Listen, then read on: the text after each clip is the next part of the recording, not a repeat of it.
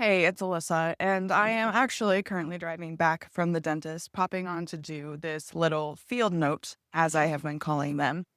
And I have to tell you this story of what I just witnessed at the dentist. And then, of course, like as I'm laying there getting the teeth polish and all that good stuff, thinking about, what I just saw and what I think it means for us as business leaders and for the future of our relationships with our customers. So picture this. I am sitting in the lobby of my dentist. I'm a little bit early and sitting there kind of waiting for my turn. And a mom comes in with a young boy, and he is, adorable and cute, but she is clearly having a morning, which is totally fine. Like, we are all entitled to our stressful mornings. And then as she's checking in, they tell her, hey, you need to fill out these forms. And she is like, I already filled out those forms last night. I filled out 3 forms last night. So I've already filled out those forms. And they're like, oh, okay, well, we don't see them. They're not on file. So we're going to have you fill them out again. And so she takes the iPad, she goes off to like the kid lobby area that they have at my dentist, and she comes back about 3 minutes later and it's like, okay, I absolutely filled these out last night, and sets the iPad back down. So then, of course, the receptionist is like, okay, well, we still need it. We still need to fill it out, yada, yada, yada. And then she's like, well, is there a chance, like, do you have another appointment with, your another child or yourself soon? Maybe you filled out those forms. So they looked that up. And yes, indeed, she had already filled out the forms for her, but she had not filled out the forms for her 2 kids. And so you could just see she's like visibly annoyed. And she is frustrated because she's like, I already filled out all of this information. So she says something like, can we just use the information from last year? Can you just, like, it doesn't change. So why am I having to fill out the same information every single year? And the receptionist's like, oh, no, we need to do it once a year, because if we don't do it once a year, then it doesn't get updated.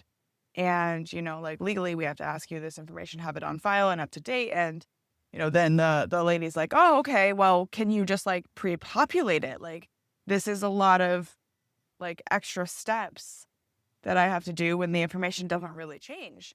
And the receptionist basically is like, no. And then, of course, she's like annoyed by this. It's actually causing kind of a problem. She's refusing to fill out the forms.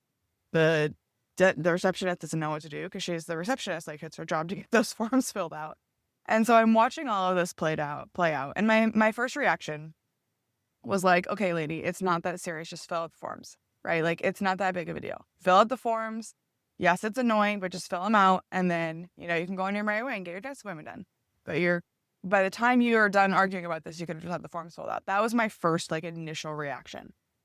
My second reaction was basically me rethinking my own experience filling out those forms. And as I'm laying there and they're, doing the thing where they floss and they check your teeth and they polish and all that, I'm thinking about those forms that I filled out last night. And I filled them out. I didn't have to fill them out again. But there was actually a lot of things that I didn't give them, even though it was a required field. Let me give you an example. One of the questions that's required is, what is your pharmacy? Okay, I put in my pharmacy. And then the next required question is, and what is your pharmacy's address and phone number? I'm like, I don't know. This is not something I just know off the top of my head. People don't know this information. And the form isn't filling it out for you. So then I remember having to go to Google, look up my pharmacy, make sure it was the right one, pull the address, paste it in, pull the phone number, paste it in. And I was like, okay, well, that was kind of annoying. And then as I'm going forward, it says, are you currently under the care of a primary physician? And I said, yes.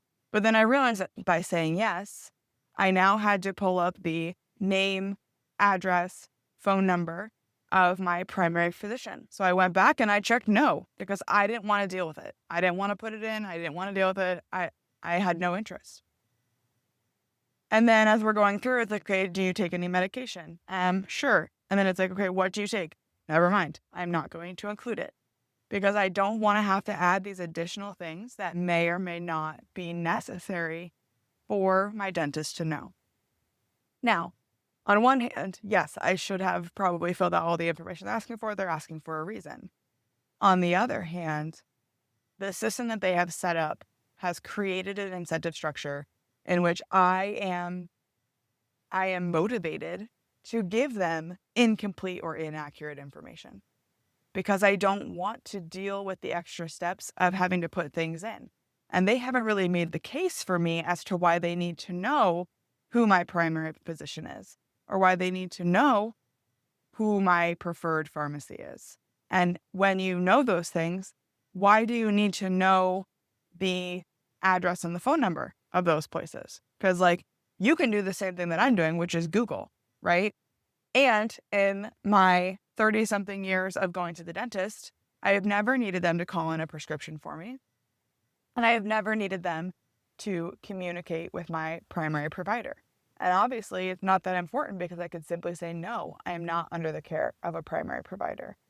And so as we're listening to, this lady kind of frankly have a crash out about these forms, I think we need to ask ourselves as business leaders, as owners, as people who are engaging with customers and trying to do the right thing by having accurate data and being able to share notes with our team members and have access to the things that we all want to have. Because in this world of AI, the difference between an AI that works and an AI that doesn't work is going to be your access to data and the information that you have available to you and to your customers. And so if we are creating systems, whether it be for our employees, our customers, whoever is engaging with us, if we're asking them for data and for information, and that information is important and vital, then by all means, ask for it.